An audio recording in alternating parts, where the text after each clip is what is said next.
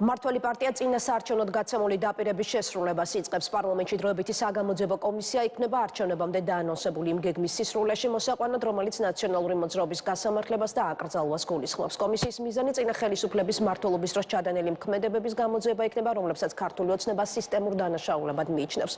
კომისია 6 თვიანი ვადით შეიქმნება, დაგეგმილია წინა ხელისუფლების წარმომადგენელთა გამოკითხვა და 6 თვის თავზე პროკურატურისთვის საგამოძიებო კომისიის დასკვნის გაგზავნა.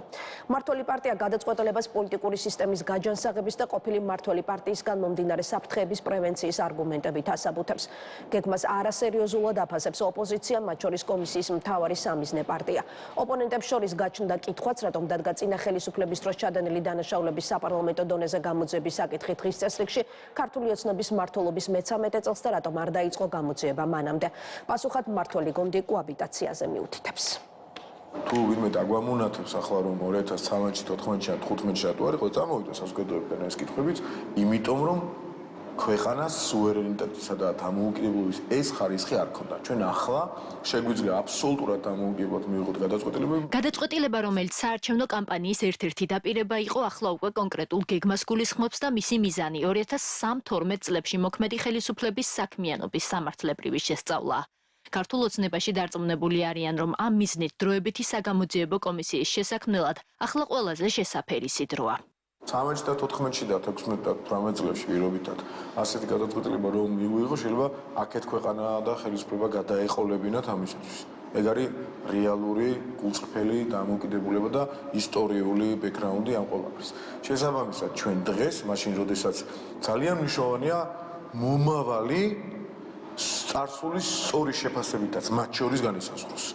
გადავწყვიტეთ, რომ იმ ადამიანებს მათ მოქმედებებს დავარქვათ თავის სახელი, მათ მოქმედებებს დავარქვათ თავის სახელი, საზოგადოების ჩართულობა იქნება ამაში მაქსიმალური, იმიტომ რომ ყველა დეტალს თვალყურს მიადევნებს საზოგადოება პირდაპირ ეთერში. გამოძიების მთავარ ობიექტ პარტიაში, რომელიც 2012 წლამდე მმართველ გუნდს წარმოადგენდა, ქართული ოცნების ინიციატივას არასერიოზულად უყურებენ.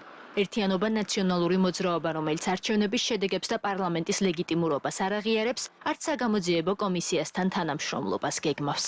ალბათ ქართულმა ოცნებამ ახლა რაღაცა თავი უნდა მოიწონოს საკუთარ ამომრჩეველთან და დაპირებების შესრულება დაიწყოს. ეს არის სამარცხვინო გადაწყვეტილება და ეს არის კიდევ ერთხელ გაგრძელება იმ ქმედებებისა, რასაც ისინი ახორციელებენ. საქმეს უნდა მიეხედათ მათ, თუმცა დღეს ქართული ხალხი უკვე მათ საქმის კეთების საშუალებასაც აღარ მისცემს, იმიტომ რომ ისინი ამ პერიოდის განმავლობაში მხოლოდ ქვეყნის ავტორიტეტის ფუჭებით იყვნენ დაკავებულები და სუვერენიტეტის დანგრევით იყვნენ დაკავებულები.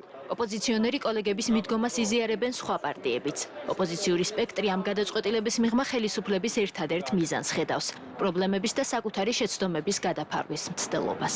დღეს, როდესაც ქვეყანაში ასეთი სიტუაცია, რა თქმა უნდა, ეს მხოლოდ ამ პროცესების გადასაფარად ხდება და არავის არ აქვს ახლა იმის მოლოდინი, რომ რაიმე სამართლიანად გამოიძიებს ოცნება. ეს იქნება რაღაცა გარკვეული ტიპის პროცესი, ყურადღების გადატანის პროცესი და არ ვიცი ვის დასჯია. თუ ვინმე დასაჯელი და გასასამართლებელი იქნება იმ პერიოდის ნაციონალური მოძრაობიდან, თავად დღევანდელი ოცნების წევრები არიან, აღარ მინდა სახელები და გვარები ჩამოთვალა. მოდი თავის თავით დაიწყონ, თავის თავი გაასამართლონ და მერე მიხედონ დანარჩენს. ეს არის მასკარადი, არც ტაიმინგი არ არის სწორი. ხა რაღაცა პოლიტიკური რეპრესიის ტალღა უნდათ რომ გააცოცხლონ ნაციონალური მოძრაობის ალბათ ყოფილი წევრების წინააღმდეგ და ამაში გამოიყენონ პარლამენტი როგორც საცირკო პლაცდარმი.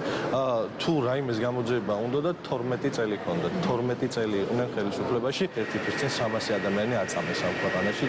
ჩვენ თვალწინ რუსთაველზე, რესპუბლიკის მოედანზე, თავისუფლების მოედანზე აწამეს ხალხი მასკამება მოცულ მარშრუტებში. მე მინდა რომ ჯერ ეს გამოვიძიოთ და მე ისტორიულ გამოძიებებზე წავდეთ. ქართულ ოცნებაში კი წინა ხელისუფლების საქმიანობის გამოძიებას და კონკრეტული პირების პასუხისმგებლობის დაყენებას საზოგადოების მთავარ დაკვეთად მიიჩნევენ. საგამოძიებო კომისიის მუშაობის ერთ-ერთი მთავარი მიმართულება 2008 წლის რუსეთ-საქართველოს ომის მოვლენები იქნება.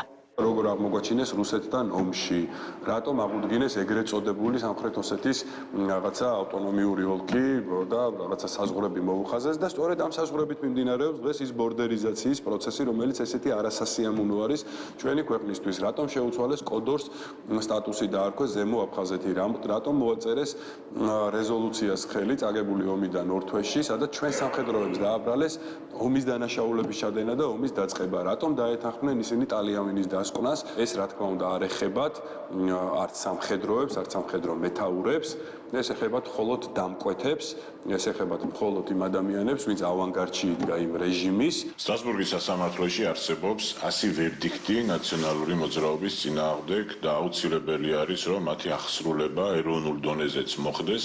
ამ საქმეების შინაარსი არის უმძიმესი, ვინაიდან ნაციონალური მოძრაობა მხილებულია სისტემურ დანაშაულში საქართველოსა და საქართველოს მოსახლეობის წინააღმდეგ. საგაზაფხულო სესია 4 თებერვალს უნდა გაიხსნას და პირველივე კვირაში ერთ-ერთ პირველ საკითხად ქართული ოცნება საგამოძიებო კომისიის შექმნას დააყენებს. კომისია საბოლოო დასკვნის გამოსატანად 6 თვე ექნება.